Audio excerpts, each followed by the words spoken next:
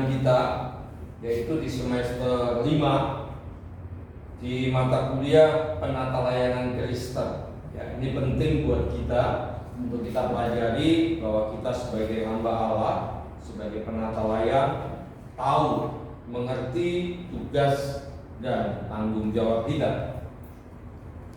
Kita akan lihat silabusnya.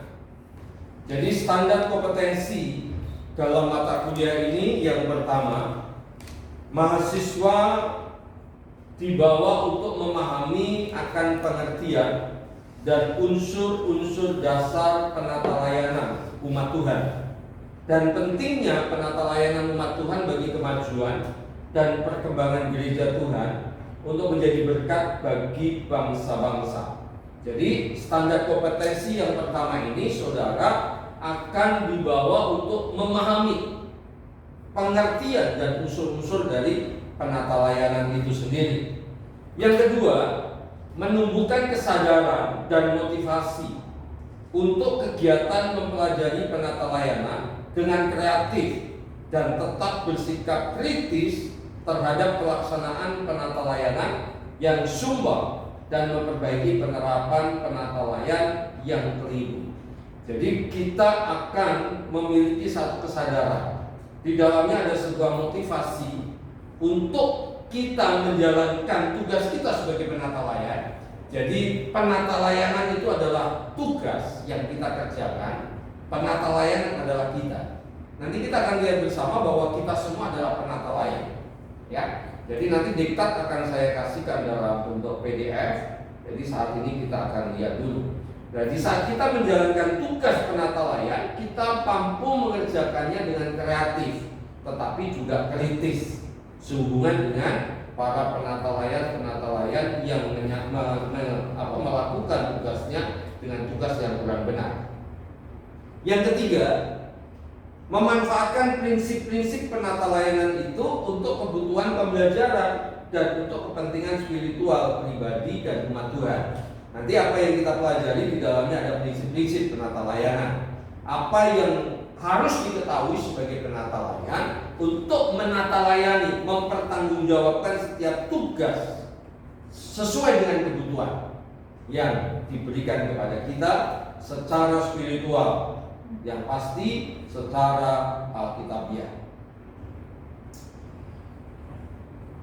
Kompetensi dasar yang perlu kita perhatikan adalah mempersiapkan diri dan mampu mengikuti setiap kelas dan bertanggung jawab mengerjakan menyelesaikan tugas rumah secara mandiri. Jadi kompetensi dasar bagi para peserta didik, yaitu Bapak Ibu Saudara sebagai mahasiswa, mampu dan mengikuti setiap kelas. Kita bisa mengerjakan ada tugas-tugas mandiri yang nanti akan saya berikan, baik itu tugas presentasi maupun tugas-tugas makalah atau jurnal. Nanti kita akan bahas bersama.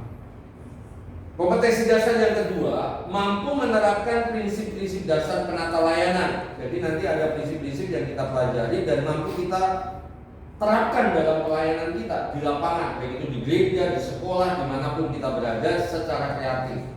Yang ketiga, mampu mengembangkan pemahaman dan prinsip-prinsip dasar penata layanan ini dengan kreatif. Keterbatasan materi ini kita akui, tetapi tujuan untuk kita belajar supaya kita bisa mengembangkan secara kreatif prinsip-prinsip yang kita pelajari pada mata kuliah. Pokok materi yang kita akan pelajari, yang pertama kita akan dibawa dalam pengenalan pengertian prinsip-prinsip penata layanan Kristen, karena ruang lingkupnya adalah penata layanan Kristen. Mengenal tentang dasar Alkitab sebagai dasar tentang penata layanan Kristen. Yang ketiga, ada tanggung jawab gereja dalam penata layanan kehidupan rohani. Jadi gereja punya tanggung jawab, gereja juga sebagai penata layan yang bertanggung jawab untuk menata layani kehidupan rohani jemaat Tuhan. Tanggung jawab gereja dalam penata layan mimbar. Ini konteksnya adalah para pendeta, para pengkhotbah. Bagaimana seorang pengkhotbah sebagai penata layan di dalam menata layani, bertanggung jawab dalam pelayanan mimbar. Yang keempat, tanggung jawab gereja dalam penata layanan kepemimpinan. Ya, kita akan bahas nanti. Yang selanjutnya, tanggung jawab gereja dalam penata layanan sikap Kristen terhadap modernisasi. Ya, kita sekarang hidup dalam zaman yang modern, ada banyak perbedaan bagaimana kita bisa bersikap sebagai orang Kristen, sebagai penata layar untuk memahami modernisasi yang terjadi saat ini. Di dalam penilaian akan ada kehadiran aktif itu 20%, tugas mandiri di dalamnya nanti ada presentasi, ada makalah atau jurnal 30%, ujian tengah semester 20%, ini nanti saya ganti dengan kuis, dan ujian akhir semester itu di pertemuan di akhir semester ya, kita akan itu 30%.